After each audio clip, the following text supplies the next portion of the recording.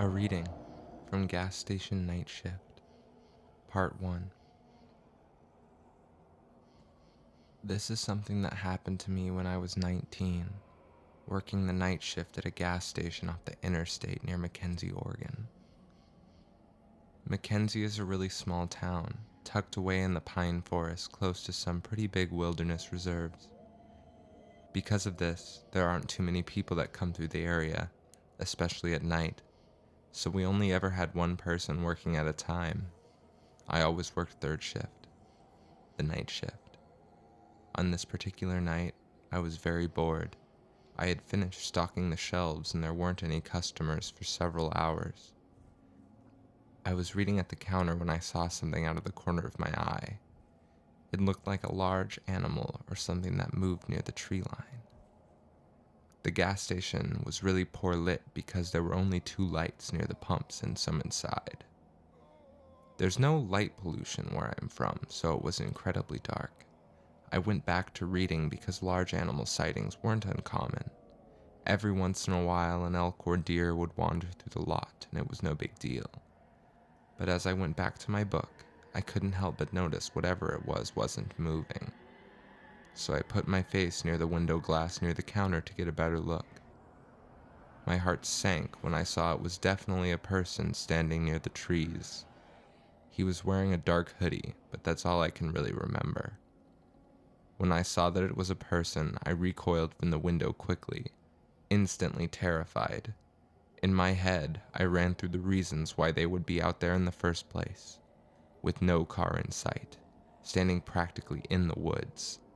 I'm a pretty small person, was definitely a bit spooked. I waited a moment, forcing myself to look away from the window, now hoping my eyes were playing tricks on me at this time of night.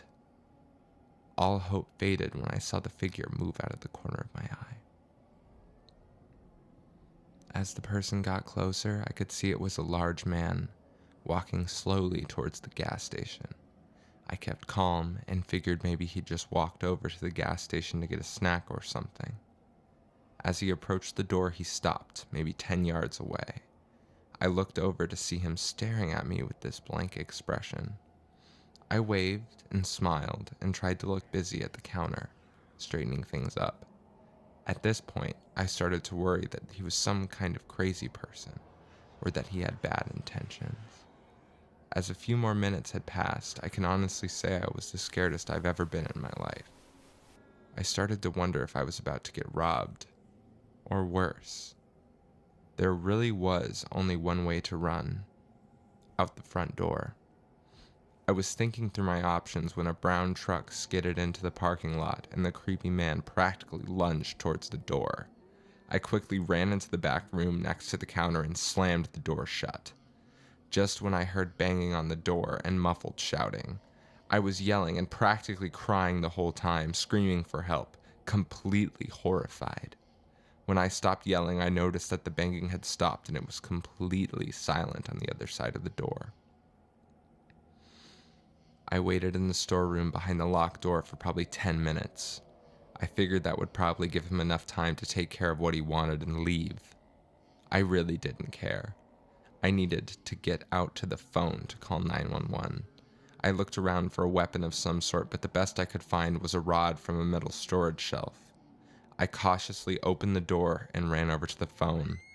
I was on the phone with 911 just as the man came out from the bathroom running towards me with some sort of deranged look on his face.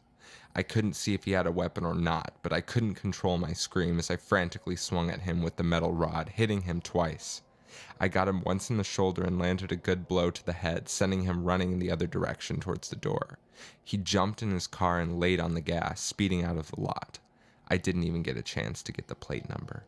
When the police arrived, they explained they couldn't do anything because I didn't get to the plate, and we didn't have any security cameras, as this was a long time ago. To this day, I have no idea what those people planned to do to me, whether it was kidnapping or worse. But I never worked the night shift again after that.